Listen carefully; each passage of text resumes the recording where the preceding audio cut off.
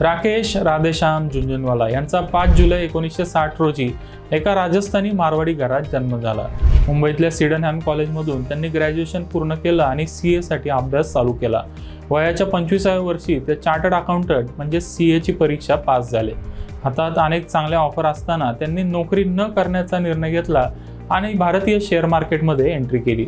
1985 मध्ये त्यांनी केवळ 5,000 रुपयापासून शेअर मार्केटमध्ये इन्व्हेस्टमेंट आणि ट्रेडिंग चालू केलं। 2022 ला झुनझुनवालांचं निधन झालं। त्यावेळेला त्यांच्या पोर्टफोलिओची व्हॅल्यू अंदाजे $6 बिलियन म्हणजे 45,000 कोटींपेक्षा जास्त होती। आता सगळ्यात महत्त्वाचा प्रश्न म्हणजे केवळ 35 वर्षाच्या करिअरमध्ये त्यांनी एवढं मोठं यश कसं मिळवलं? राकेश झुनझुनवालांना एवढं मोठं यश मिळालं यामागे 2 प्रमुख कारण आहेत। ते कोणते कारण आहेत आणि त्यातून आपण काय शिकू शकतो ते आता जाणून घेऊया।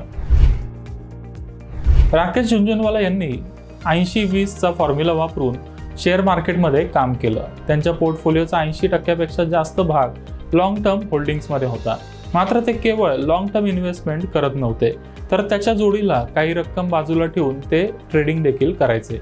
काही रक्कम ट्रेडिंगसाठी बाजूला ठेवून ते पॅसिव्ह इन्कम जनरेट करायचे आणि ट्रेडिंगमधून जे उत्पन्न मिळायचं त्या पैशाचा वापर करून ते पुन्हा एकदा चांगल्या शेअर्समध्ये लॉंग टर्म इन्व्हेस्टमेंट करायचे।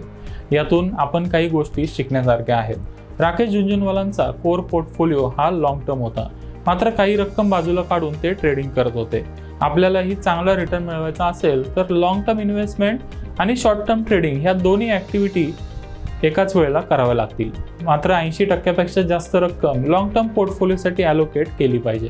राकेश झुनझुनवालाच नाही तर राधाकिशन दमानी, रामदेव अग्रवाल, विजय केडिया, आशिष कचोलिया, मोहनीश पावराय यासारख्या जवळपास सगळ्याच मोठ्या आणि यशस्वी गुंतवणूकदारांचा कोर पोर्टफोलिओ हा लॉंग टर्म होल्डिंग्समध्येच असतो। हे झालं पहिलं रहस्य। आता याहीपेक्षा महत्त्वाचं दुसरं रहस्य काय आहे ते जाणून घेऊया। राकेश झुनझुनवालांनी टायटन, ल्युपिन आणि क्रिसिल सारख्या शेअर्समध्ये सर्वाधिक पैसा कमावला हे आपल्याला माहीत आहे। मात्र झुनझुनवालांनी ज्या ज्या शेअर्समध्ये पैसे टाकले त्या प्रत्येकच शेअरमध्ये त्यांना प्रॉफिट मिळाला असं नाहीये। A to Z maintenance, Mandhana retail, DHFL, JP associates, Yes Bank यासारख्या अनेक शेअर्समध्ये त्यांना खूप मोठा लॉसही झालाय। मात्र एवढ्या शेअर्समध्ये लॉस होऊन देखील झुनझुनवालांना यश मिळालं कारण त्यांना एक रहस्य माहीत होतं। हे रहस्य म्हणजे शेअर मार्केटमध्ये असणारा रिस्क रिवॉर्ड रेशो। खरं तर शेअर मार्केटमध्ये गुंतवणूक करण्याचा हा सर्वात मोठा फायदा देखील आहे। शेअर मार्केटमध्ये लॉंग टर्मसाठी गुंतवणूक करण्याचा सर्वात मोठा फायदा म्हणजे इथं रिस्क मर्यादित आहे तर रिवॉर्ड अमर्यादित आहे। आपण झुनझुनवालांचंच उदाहरण बघूया। समजा झुनझुनवालांनी JP असोसिएट्स आणि टायटनमध्ये 1 कोटी रुपयाची गुंतवणूक केली आणि त्यापैकी JP असोसिएट्समध्ये त्यांचे सगळे पैसे बुडाले। आपण एखाद्या शेअरमध्ये जेवढे पैसे टाकले आहेत त्यापेक्षा जास्त रक्कम त्यामध्ये बुडू शकत नाही। आपण असं गृहीत धरू की JP असोसिएट्समध्ये झुनझुनवालांचं पूर्ण 1 कोटींचं भांडवल बुडालं। दुसऱ्या बाजूला समजा त्यांनी टायटनमध्ये तेवढीच रक्कम म्हणजेच 1 कोटी रुपयांची गुंतवणूक केली, मात्र या शेअरमध्ये त्यांना खूप चांगला रिटर्न मिळाला। टायटनमध्ये त्यांचे पैसे जवळपास 2000 पट वाढलेत, म्हणजेच 1 कोटींचे झाले 2000 कोटी रुपये। हेच झुनझुनवाल्यांच्या यशामागचं रहस्य आहे। 10 शेअर खरेदी केले तर त्यातल्या 5 मध्ये आपलं पूर्ण भांडवल बुडालं तरी आपल्याला त्या गुंतवणुकीवर मर्यादित लॉस होईल, मात्र बाकी 5 शेअर्समध्ये आपल्याला अमर्यादित प्रॉफिट मिळू शकतो।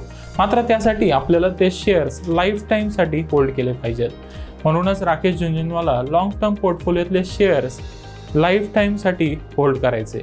टायटन, ल्युपिन किंवा क्रिसिल सारख्या शेअर्समधून त्यांनी शेवटपर्यंत पैसे काढून घेतले नाहीत, त्यामुळेच त्यांना या शेअर्समध्ये अमर्यादित प्रॉफिट आणि फायदा झाला आणि त्यांना शेअर मार्केटमध्ये असाधारण यश मिळालं।